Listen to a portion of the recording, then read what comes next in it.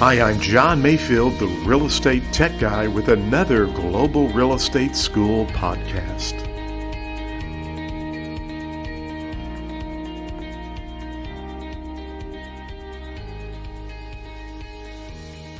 And I'm just going to go through this section on financing today. These are flashcards. This would be something you would, again, could take with you as you're studying. And because some of these, I blew my screen up. I say blew my screen up. I enlarged my screen. If I go too big, you might notice it abbreviates over the wording, but it's no big deal. So let's talk about commercial banks. Commercial banks. And here's what you need to remember for the exam. They rely heavily on demand deposits, like checking and savings accounts, and they deal in short-term commercial loans. In fact, that short-term loans or commercial business loans, that's the question that I've heard or have seen in the past. Now, I mean, we have no idea what's on the test, but they may ask you what's the main purpose of a commercial bank. Well, they deal in short-term commercial business loans. That's going to be more of a recall question if you were to see that. So just keep that in mind. Let's go on over here to the next, which is savings and loans. They're really more generally concerned in residential. So if I was having you highlight words or make just quick notes that you could see to relate to answer test questions, commercial banks, short-term business loans. Although they make residential loans, my bank makes residential loans. For the real estate exam, you want to focus on commercial banks with that short-term business commercial loans. For savings and loans, I would focus on the residential home loans. That's kind of what savings and loans were all about, was to help the flow of money and helping people be able to purchase real estate loans and to keep the housing inventory turning over with loans. And mutual savings banks, you could or could not see those. Similar to savings and loans, really concerned with residential loans, but they're located in the northeastern part of the United States, okay? Now, from time to time, I'm going to throw one of these boxes in to kind of change things up for you and make it look a little different, but you need to know the difference between a mortgage broker and a mortgage banker. So a mortgage broker works between a group of lenders and the borrower. So it's like a broker. They have lots of lenders they can go to and find the best rate or the best loan product for their customer. Where a mortgage banker is generally loaning money to a consumer, but it's through their own funds, and sometimes they use other people's funds, but it's normally short-term or interim financing. Short-term or interim financing. Now, one of the neat things about the course is, you can go through it at your own pace. So if you want to keep hitting the continue button to go on through, you're welcome to do that. But I kind of added the continue button just to break up and give some interesting look and feel about the course.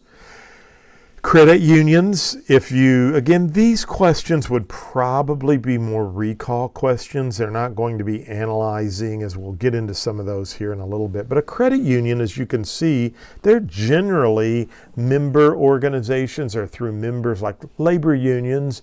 The National Realtors had a credit union for a short period of time. I actually joined the credit union, and then they kind of, for some reason, left the credit union. There was a problem there, but so I have an account with the credit union. It's now called Northwestern Financial Credit Union. They're really making, as you can see here, short-term installment loans to their members, but they do make some real estate loans, but they would normally be second mortgages and home improvement loans. Okay, so credit unions, again, I think that would be a fairly easy question for you to answer. Rural development loans, they are part of the government. They're to farmers and low-income families, and they do loans that can either be directly provided by USDA, or they could be guaranteed if a local lender was to make those loans. One of the things about a USDA loan, we do a lot of USDA loans here in my area. They used to be called Farmers Home Administration, and I remember years ago doing a lot of what we called FMHA loans. It was very popular, and in my area where I'm located in southeast Missouri, we have a lot of people who can afford the house payment, the monthly payment. It's just coming up with the down payment and all of the other obligations that are kind of tough. And we do have a lot of consumers in my area who unfortunately don't make a lot of income, but they want to be homeowners. So through the rural development, USDA, they can either get a direct loan through USDA, but USDA's been more active the last few years, encouraging local banks to make the loan, and then USDA guarantees the lender. So even though it is basically no money or very low money down payment, and you don't need to know all the specifics for that, what you do need to understand is USDA is dealing with lower income. There are guidelines and limits on how much money a person can make, and those usually vary by county. Same with veteran VA loans, and that USDA will make direct loans to consumers. They will also allow a local lender to make a loan, and they will guarantee that loan. So if the borrower was to default, then USDA would guarantee that loan. So just keep that in mind. Then we have insurance companies, and insurance companies, you can see here, get involved in large-scale projects such as high-rise office buildings, shopping centers. They also purchase million-dollar blocks of home loans on the secondary market. Now, on your laptop, you'll see these are 3 across. Again, I designed this program to be more of a mobile phone, and you can see that they're going to stack up like this on your phone, and you can just kind of take those and use your finger to read the topic and turn right back around. So again, insurance companies, they're dealing really with more of the high-end properties, apartment complexes, shopping centers, and they buy and sell loans on the secondary market. We will talk about that here in just a little bit. So now I want to talk about the loan process, okay?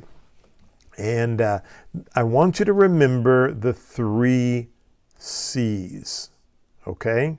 3 C's. I talk about this in the class. First of all, your capability.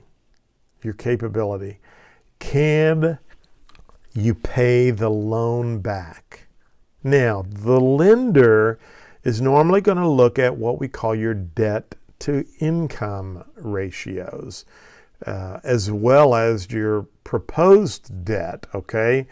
House payment and all other expenses versus your income. So they're going to look at a couple of ratios here, and this is just what I call a process that we can go through. So the first debt to income ratio we're going to look at here is the lender's going to look at, and it could be anywhere from 26 to 28%, and basically they're looking at what is your debt to income ratio on this first ratio. So I'm just in the material, I give you a very easy calculation. The first ratio is basically looking at what is the debt you currently have, or the proposed house payment that you want to make, versus your gross monthly income. So if you make $1,000 a month, and I'm just using this for simplicity's sake, they would look at the 28, let's just take the 28%, that first ratio. If you make $1,000 a month, then your proposed house payment should not exceed $280. Okay? So if, and this is, you have a good financial calculator, so if $280, if this was, and I'm going to change this around to 80, is my payment, and 30, if I was doing a 30-year, which is 360 months, and let's just say my interest is 4%, then I would just plug in the PV, the principal value, and it says probably need to be looking for a home around $62,000. Does that make sense? So that's the first ratio the lender will look at. The second ratio you can see here deals with this 36 to 41%. And basically what the lender is saying is, okay, based on your credit report, now they're going to pull your credit report and see what those numbers are. Based on your credit report, here's all your monthly payments, your car payment, your credit cards, and all of these monthly expenditures. And if we take that number and we add the proposed house payment, remember, of $280, then all of that together should not go over $410 if we're using that $1,000 a month figure. So every lender has different ratios and different guidelines. I mean, they're right in there. FHA has their ratios, and VA. What I want you to know, and you need to know for the examination, is what we call these debt to income ratios. And that's going to be the first thing the lender is going to do is, are you capable of paying the loan back? If you're not, if your ratios are out of whack, then they're probably not going to be able to make the loan, because they'll just say you need to pay off some of your credit cards before you qualify. So they'll look at your gross income, and if you're husband and wife, they will take both of your incomes, put them together, and they'll use that to determine if you're going to qualify for a loan. I think it's interesting. They never taught me that in school. The things that are so important, and I see lots of young couples that are not too far out of school, and they're married, and they want to buy a home, and unfortunately, they don't understand some of these various qualification requirements, and that's going to be the first thing. Are you capable? So let's go on over to the next process here. The next C is your character. They're going to look at your character. And what we mean by that is they're going to look at a couple of things here. They're going to pull your credit report, okay? What's your credit score? Back in the mid-2000s, and I saw, a lot of us saw this coming in 2003 to 2005, lenders were making loans to people who had credit scores of 525, sometimes even worse than that. Well, that is kind of stopped. And now you really need, although I hear some people that might be able to get a loan with a 575 or a 600 credit score, you really need to be around 625 or higher. And by the way, they will take both husbands and wives, and they will average those two, and take usually they'll take the lower. If they look at both credit scores, they might take the lower, have to work off the lower score. But they're going to look at your character, which your credit score is going to tell a lot about your character. Now, to me, this is just my opinion as an instructor, okay? I think that there are some problems with credit scoring today. I really do. I think that There are some things people get hurt on their credit score, which they shouldn't be. I mean, if you want to apply for a car loan or something and you're just kicking the tires, why should that bring your credit score down? It's just that's my opinion. I think there are some problems and things with credit, with the credit reporting and the credit scoring today. But needless to say, you got to have a good credit score. And generally, the better the credit score, the better interest rates you can get. And we see that with car loans. I mean, they advertise 0%, but you got to have a good credit score to qualify for one of those good car, the 0%. If you go in and your credit score is a little beat up, you're going to pay a higher rate. So they're going to look at your credit score. And the other two factors that are really important here that I like to stress is they look at your job history and they look at the borrower's residence history. I've seen people in the past that their job history was every 4 or 5 months they were changing jobs. That doesn't look good to a lender. They want somebody that's got a little bit of stability, and usually a minimum of 1 year on your job is very important. Now, if you are an RN, a nurse, and you change your job, you've switched hospitals 3 times over a 2-year period or 4-year period, that's not going to be too much of a problem because you are in the same profession. But if you're changing job professions every 3 or 4 months, that may not look very good when you qualify for the loan. Same way with renting.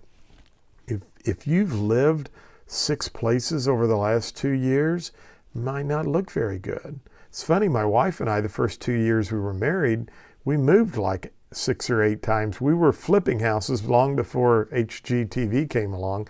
And my wife would decorate our homes, and we would remodel them, and she'd decorate them, and they'd look like a magazine. And before we left for work, we always had our home in tip-top shape and showing shape. And I would be out showing property, and I knew the buyers wouldn't find anything they would like, and I would say, "Come on over, let me show you our house." And my wife would come home to a candlelight dinner, and I would say, "Honey, I sold the house today." But we enjoyed doing that.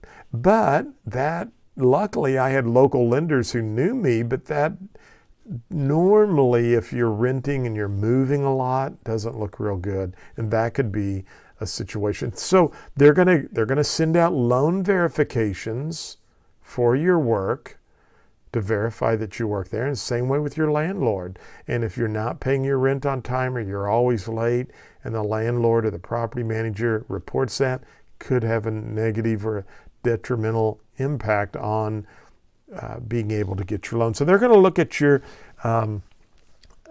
character. Remember, our first C was our first C. Well, we were on debt to income, so the first C was character, and then the next C is collateral. Capability was the first C. I needed to go back one additional slide. But the collateral, and generally you need 20% down. Now there is an exam question, and we'll talk about this in a little bit later, but if you do not have 20% to put down, then the lender might require you to take out what is called private mortgage insurance. It insures the lender in case the borrower defaults on the loan. Why do they have to do that? It's a lot different to foreclose on a home. We're going to go over that in just a little bit versus for repossessing an automobile. The car, they can just come to your driveway in the middle of the night and back the wrecker up and take off with it or go to your work.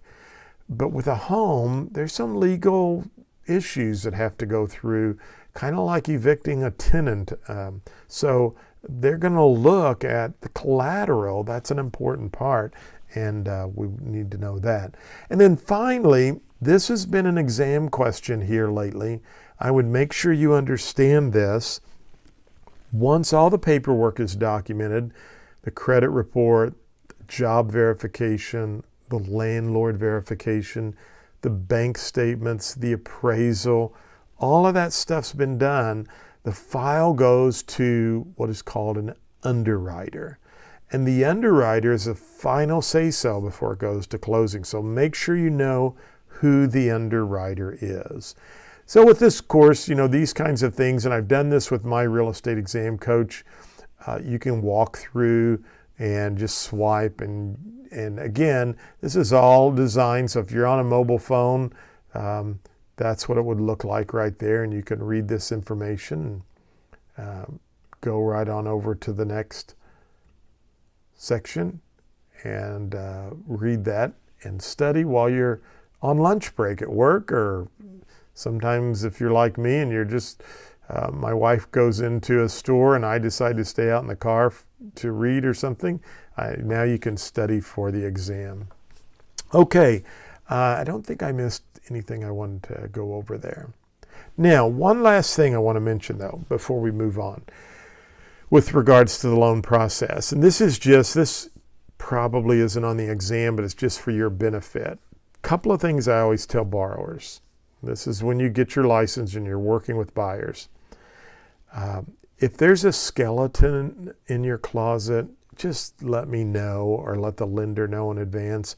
It's a lot easier to deal with those skeletons up front than to try to hide them and they fall out of the closet midway down the loan process. Okay, so just if there's something lurking in your past or something that's gone on with a landlord, or just explain that up front. Very good. Have your buyers do that. Number two, don't go out and buy anything until after the loan closes, because lots of times the underwriter will go in and pull a credit report right before closing. And I have seen buyers who've gone out and bought a car, bought furniture for their home, their new home, and then the lender pulls a new credit report. They see these new monthly obligations on their credit report, and when they calculate those debt to income ratios, guess what happens? They don't qualify for the loan. And I have seen lots of deals go south because the lender went in and pulled a credit report right before closing and they did not qualify. So you got to make sure that you instruct your buyer, don't go out and borrow any money or do anything that might mess your credit up until after the loan closes. And number two, if you know of something or you have something, just let us know in advance. We all have hospital bills.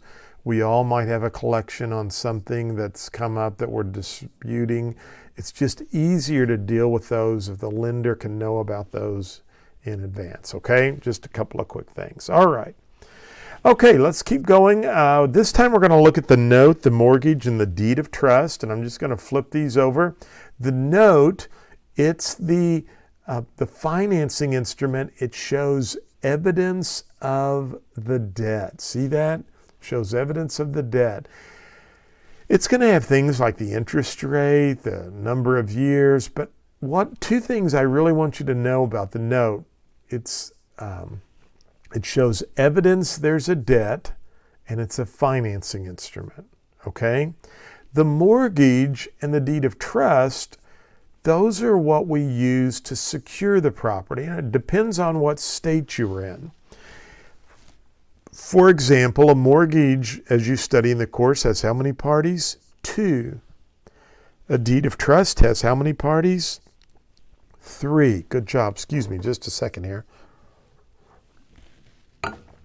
So the mortgage, again, secures the property. There are 2 parties. We have a mortgagor, the borrower, and the mortgagee, the lender. With a deed of trust, we have 3 parties, and the 3 parties are the trustor, who's the borrower. We also have the trustee, who's this third party. It's normally the bank's attorney. A lot of times, because I'm a small community, it's the attorney at the title company that the bank uses, but a lot of times it's the bank's attorney. And then we have a beneficiary, who is the lender. Now the trustee's job, two really main points the trustee does, if you want to write this down. The trustee will foreclose on the property if you don't abide by the terms of the security instrument. We're going to talk about some of those things in a minute. That's job number one. The second job the trustee has is they have to issue what's called a deed of release when the loan is paid in full. So when you pay off the loan, you want to get a deed of release and you want to have that recorded at the courthouse, because remember, recording does what? It's constructive notice to the whole world there's no longer a lien on that property. The lender is going to record the security document, the deed of trust. They're going to record that and the note, because, and sometimes they record the note. I have to double check on that, and you don't need to know that for the exam, but you need to know that the note is a financing instrument and the deed of trust is the security instrument. I don't think they always record the note because, and they might in some situations, but that has a lot of other information there that sometimes, that could or couldn't be. And I'll just have to check on that. But I will check and get you that information next week, okay? I promise on that. But I'm thinking the note does not get recorded. But again, they're going to record the deed of trust or the mortgage, because that's going to show to the whole world there's a lien on the property. And generally it will be a first deed of trust, a senior lien, as we will talk about. But so the trustee really has two jobs: foreclose if need be. If you violate any of the terms, I hate to just say if you don't make your mortgage payments, because there's a lot more than that. If you don't keep insurance on it, they could foreclose. If you don't pay your taxes, they could foreclose. If you start housing hazardous waste, they could foreclose. There's lots of little things in the deed of trust and the mortgage that you have to abide by as the borrower.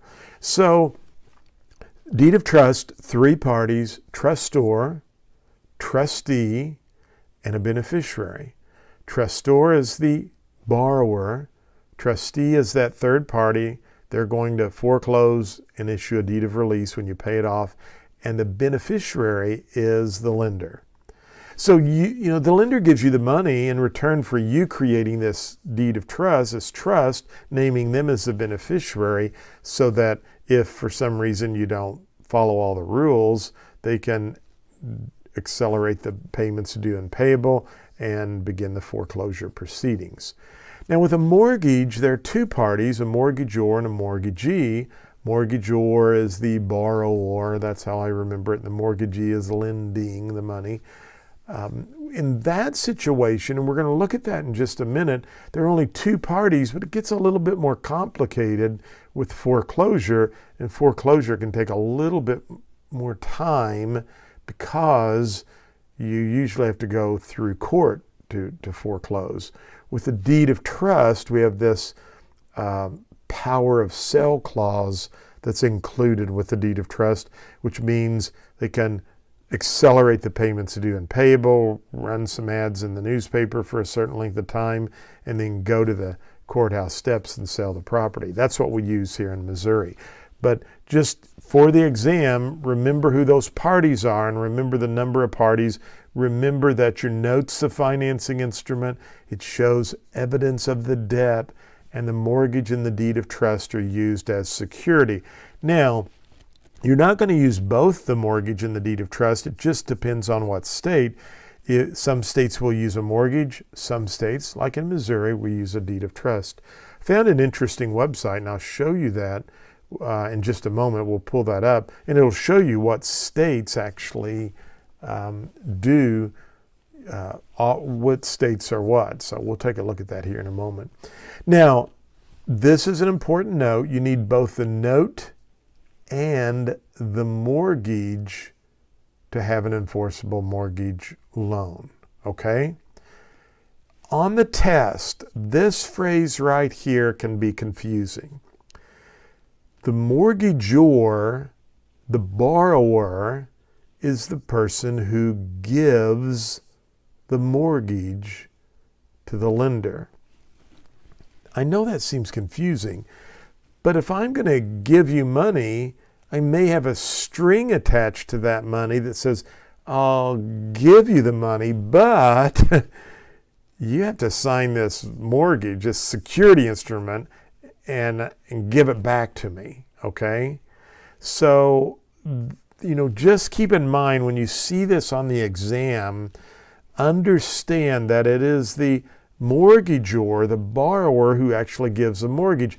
I mean, I always want to think, well, wouldn't it be the lender who gives you the mortgage?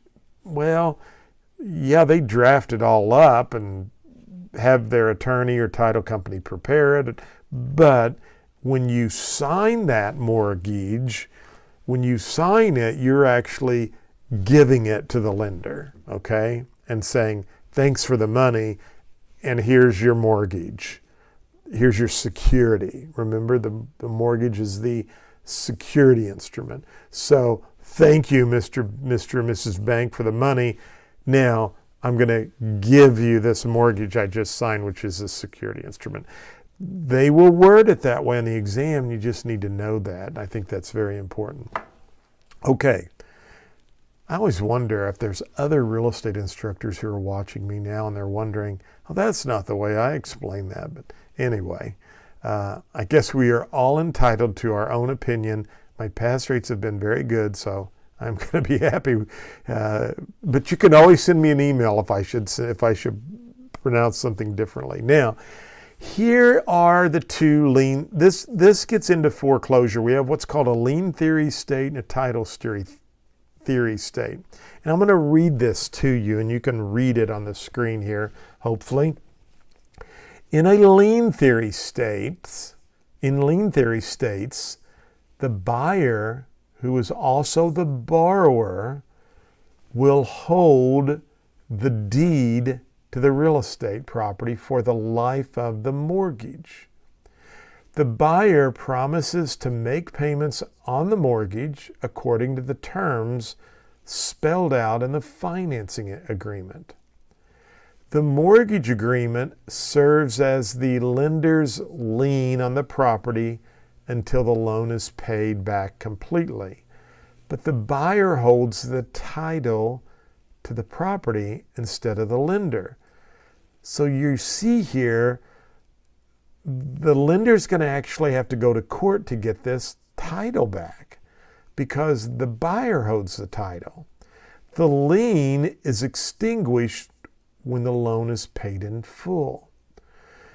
Now, that again is a lien theory state. I'm going to jump over here, and I probably could find this. I might be able to find this a different way. Here we go. Oh, I was wanting the one right here. This is where I found this, which I thought was very interesting.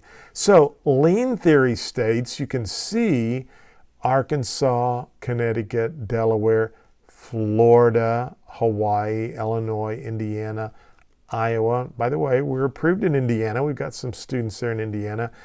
Iowa, Kansas. We're approved. Our schools over in Kansas, Kentucky, Louisiana, Maine, Maryland, New Mexico, New York, North Dakota, Ohio, Oklahoma. We're approved there. You can get your license.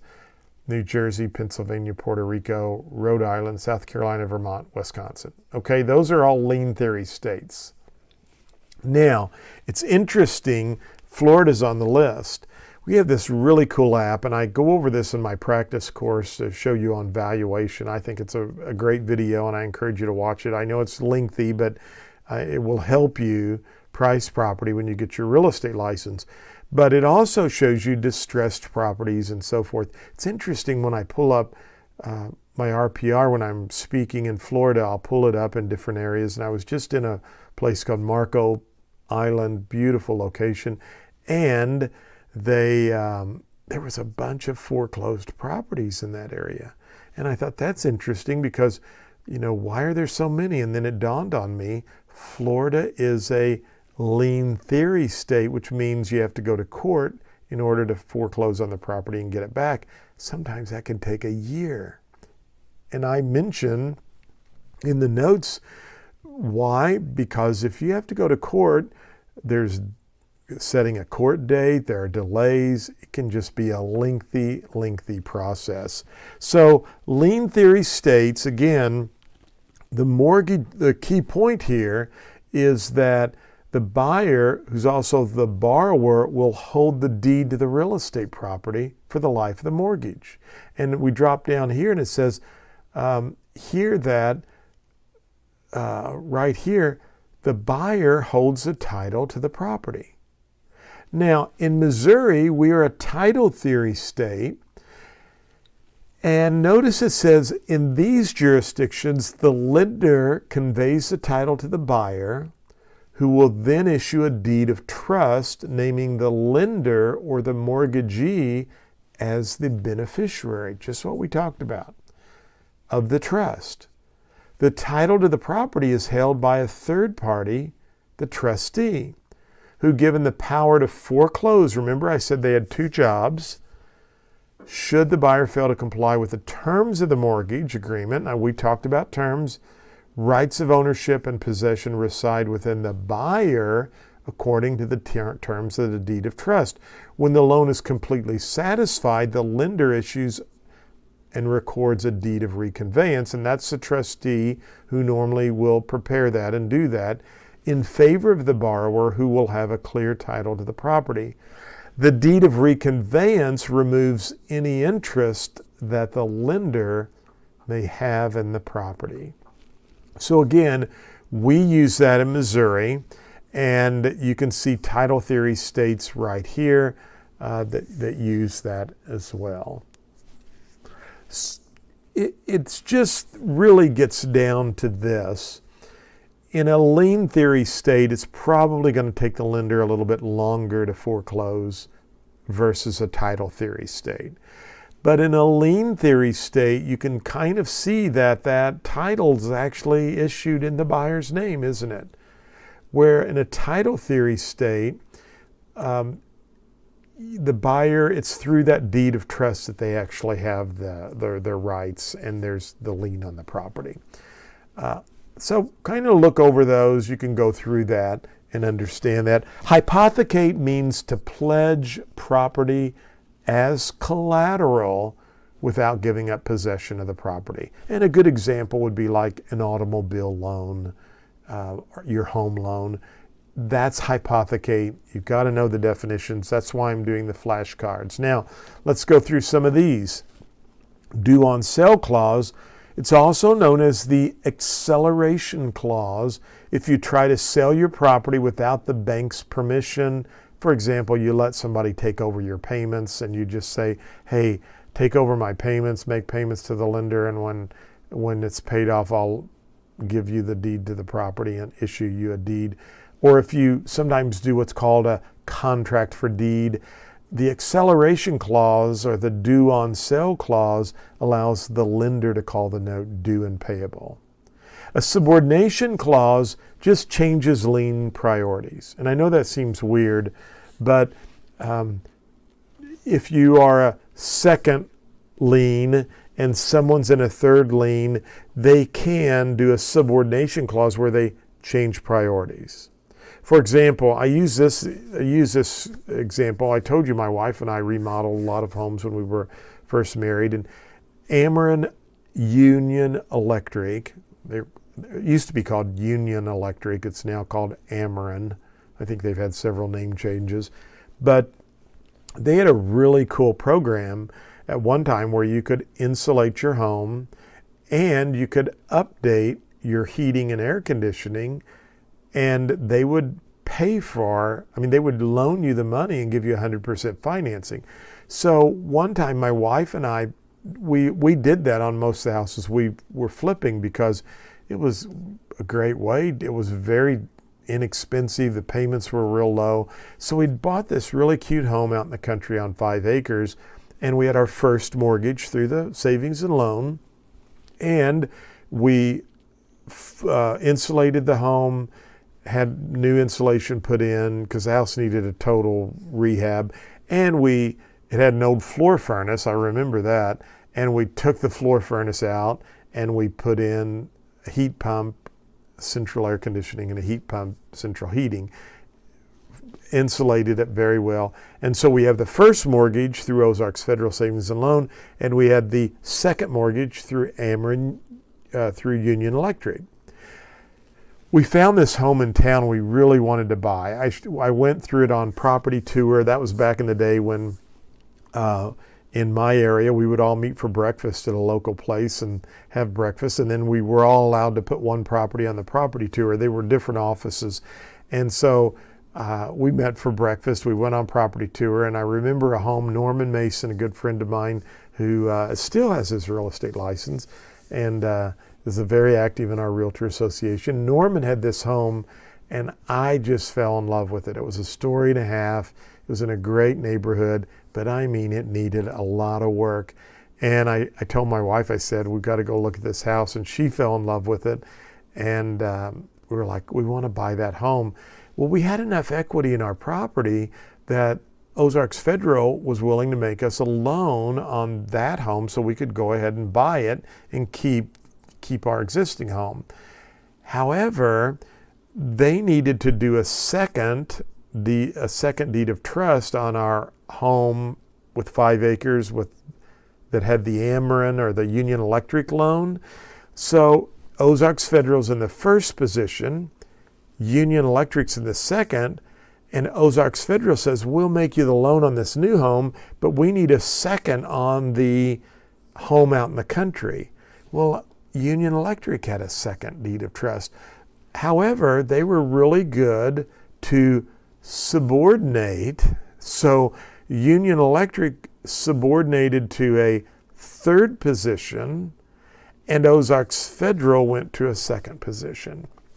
We were able to buy the home in town, fix it up, and we immediately put our house in the country up for sale, and we sold it and paid off Union Electric and paid off our second deed of trust. But that's a good example of subordination. It was Union Electric who had a second deed of trust for the heating and air conditioning and insulation, agreed to subordinate to a third position to allow Ozarks Federal to have not only a first mortgage, but a second mortgage, okay? So that's what subordination is. Release and defeasance clause, and I like for you to remember defeasance, it's defeated. That's just when you pay the note off.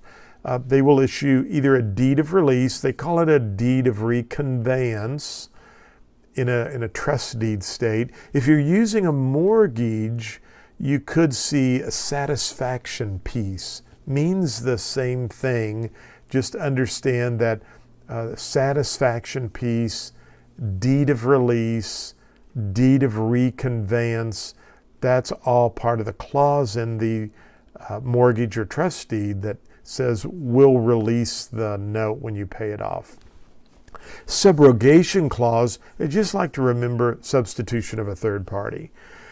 A lot of times, the easiest way for me to, this is a clause that's in your mortgage or deed of trust, and basically what this means is you agree to allow the lender to be substituted into your shoes if they need to go out and try to collect a claim and you in place of you. Now, this is a good example of an automobile situation. Normally, if you have full coverage insurance with your automobile and you are in an automobile accident, there's a dispute, your insurance company will go ahead and pay your claim to you so you can go on and get a new car, get your car fixed. And then there's a subrogation clause in your insurance policy where the lender says, now we've already paid you your money, so now we can go out and try to recollect our money from that person whose fault it was. And if we collect that money, it's coming to us instead of you because we've substituted ourselves in your shoes since we've already paid you off. So that's all subrogation is. It's just substitution of a third party. Now, there are going to be other clauses in the deed of trust and mortgage, but they're clauses that I think you'll be able to pick up on. Assignment of rents. Basically, if you're renting your property and they're foreclosing and you leave town or whatever, the bank could go over to the property and say, hey, Mayfield's not paying his payments, so you're going to start making your payments to the bank directly. So there are some other clauses. I didn't include those here because they basically describe in their definition what the purpose is of those clauses. So just remember, you'll see some other clauses in the mortgage or the deed of trust. I'm looking down and we've gone 54 minutes, so we've got a few more things, and I'm going to just keep going if that's okay. Points. You're going to have some questions on points, and notice points charged by a lender can either be in the form of a discount point or fees, or an origination fee or origination points. You usually call it origination fees. And here's what you need to remember. Take a note. 1 point equals 1% of the loan amount. Now, trust me, it won't be that easy on the test. They will doctor the question up to where they're going to want you to calculate points, but they're going to give you a sales price and a loan-to-value ratio and all kinds of other gobbledygook in that question that will be kind of mind-boggling and big and thick and lots of stuff. And it's your job to say, okay, Mr. Exam Writer, you're going to try to trip me up, but my instructor, John Mayfield, from Global Real Estate School, my real estate exam coach, told me never, ever calculate discount points or origination fees on the sales price. I only calculate my points and fees, origination fees, on the loan amount, okay? So 1 point equals 1% of the loan amount, And remember, they will doctor the question up to make you dig a little deeper to discover how much was the loan. Discount points are really prepaid interest, and it increases the lender's yield on the loan. And we'll talk about that. Origination fees cover the paperwork. Do you see that right there? So don't forget, discount points, prepaid interest. It increases the lender's yield. I should add the word profit there. And origination fees, paperwork. All right? Summary, 1 point equals 1% of the loan amount, not the sales price. And read the questions carefully. So look at this example here. Let's take this. A $100,000 loan, the lender charges 2 discount points. How much in points is the borrower going to pay? Well, basically, it's just 100,000 times 0.02, 2%, right? 0.02, and that is going to be $2,000. I'm going to double check my math here. Times 0.02, $2,000. Now, remember I said discount points increase the lender's yield or the profit on the loan they make to borrowers. In the above example, the lender is only out of pocket $98,000. Remember, you took out a $100,000 loan, but you had to give them $2,000 in discount points. So the lender's really only out $98,000. They gave you $100,000, and you gave them $2,000 in return. The borrower, though, is paying back the loan based on $100,000. Therefore, the lender's making a higher interest rate than what is shown on the note. And that's why we have things like truth in lending and all these other things that go on, okay? So just remember this when we talk about discount points and origination fees. 1 point equals 1% of the loan amount. Never figure it on the sales price, and just trust my words are going to make you dig to find out what that loan amount is. They could give you the loan amount in the problem, but chances are they'll give you the sales price and they'll give you a loan to value ratio. So just take the sales price times the loan to value ratio and find out what the loan amount is. Or they may give you the sales price and tell you they're going to pay $20,000 down. Figure out what the loan amount is first, then figure your discount points. Remember that 1 point equals 1% of the loan amount. And discount points are really prepaid interest. It's really prepaid interest. It increases the lender's yield or profit on the loan. An origination fee is just a fee they're charging to cover your paperwork. That's why you should always shop around for your loan, because every lender charges different points and different loans. And I've seen some people that go on the internet and get loans, and the points and the fees they pay are astronomical. So you always want to check and ask questions and ask them, can you remove those points or origination fees? You can negotiate those types of things as well. Hopefully you understand how that works here. Now, judicial foreclosure, this is when it's overseen by the court, and it can take a little bit more time. We talked about that in the lien theory state, right? In a non-judicial foreclosure, remember there's that power of sale. The trustee can return the property through the beneficiary. So it's much quicker, and it's done through what's called the power of sale clause that's found in the trust deed.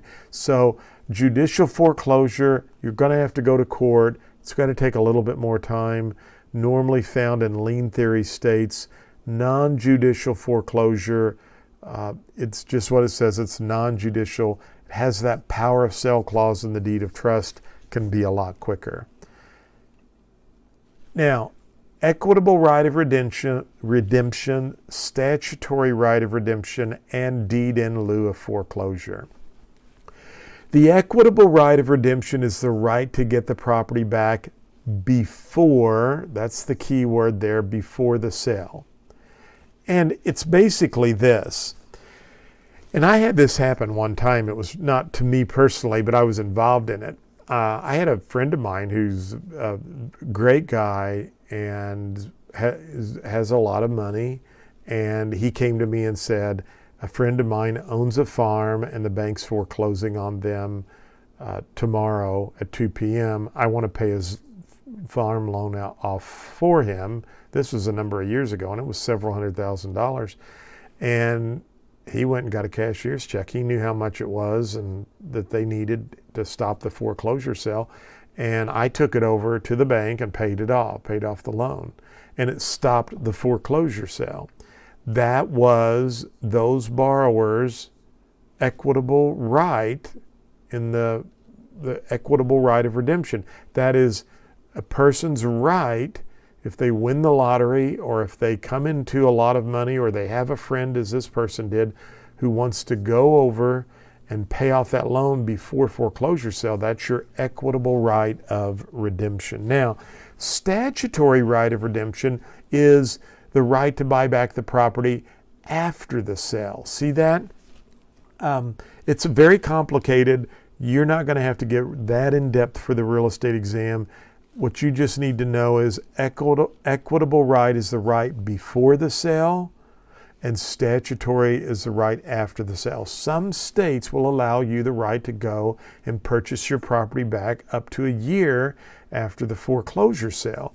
And there's lots of things that, the bid goes to the highest bidder at the sale who's willing to take the lowest interest rate if the statutory right of redemption was to be executed. Lots of weird things like that, and you don't want to do a lot of work to the property until it's yours free and clear.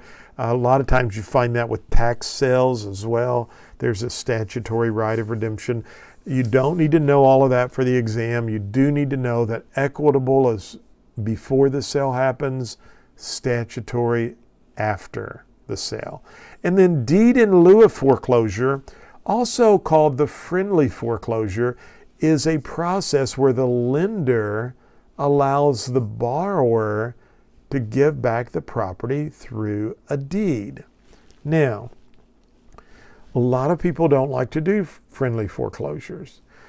A lot of banks would just as soon foreclose, because if I deed the property back to you and you say, oh, just deed it back to us, John, you're going to take all the baggage that is associated with that property that I may have. In other words, remember that property I said where I had the first with Ozark and the second with Ozark and the Ameren, the Union Electric had a third?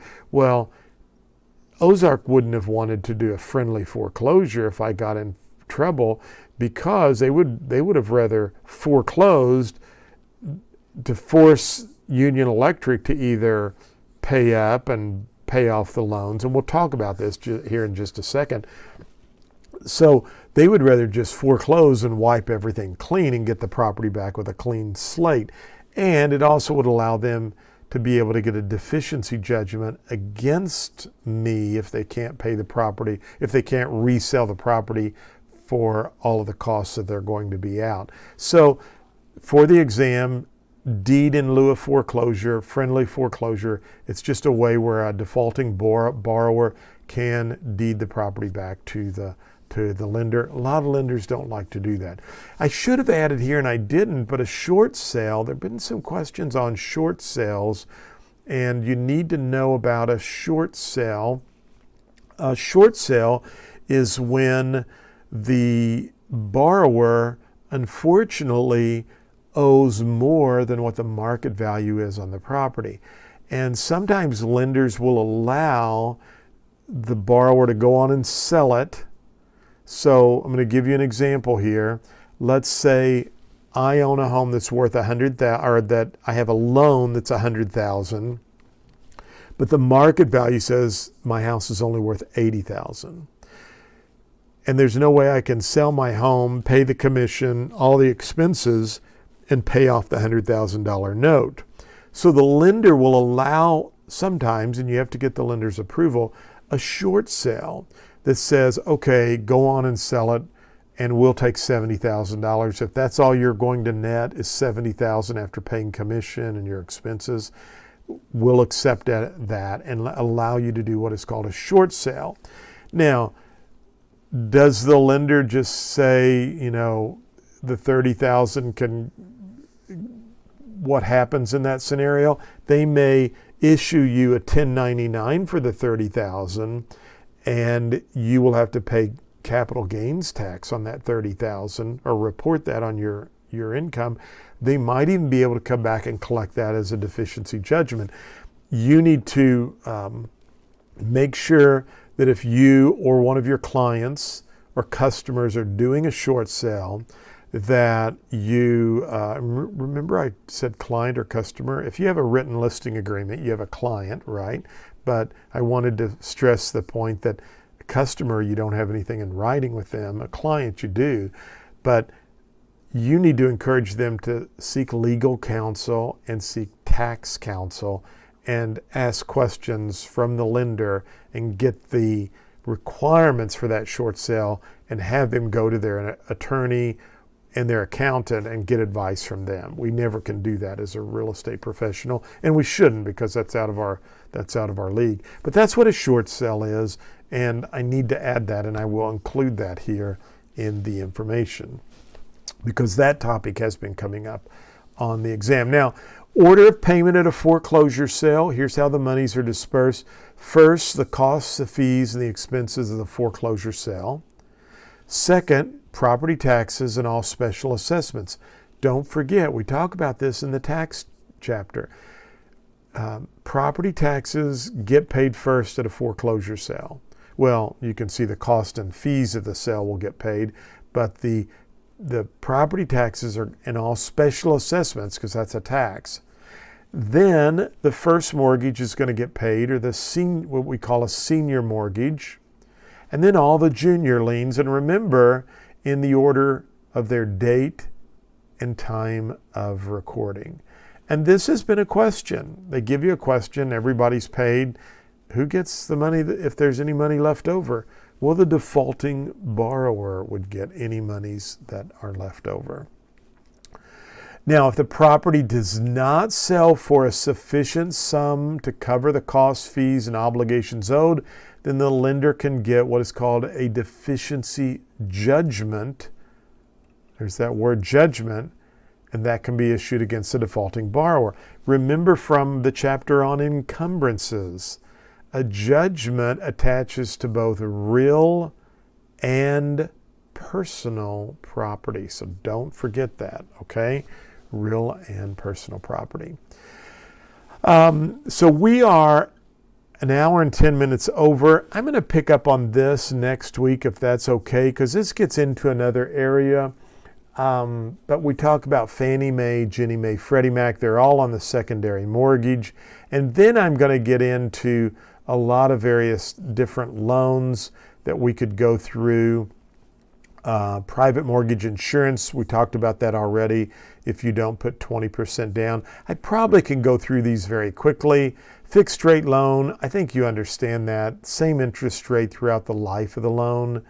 An adjustable rate mortgage is going to go up or down. I give you some information here about payment caps, lifetime caps, indexes. We talk about that in the course. A graduated payment mortgage, it's going to graduate and go up over the life of the loan. So you're going to start out with a lower payment, but that's going to build up. A balloon note is where the loan's amortized over the full length of the property, but at some point it's going to come due and payable. So it may be amortized over 20 years, but it's going to balloon in 3 years. And that allows you to have a smaller payment. Can be a dangerous loan, so you need to know that because the lender could just call it due and payable. Growing equity mortgage, just you're going to be paying more toward the principal. A RAM or a reverse annuity mortgage, these are popular with seniors because it's kind of reversed.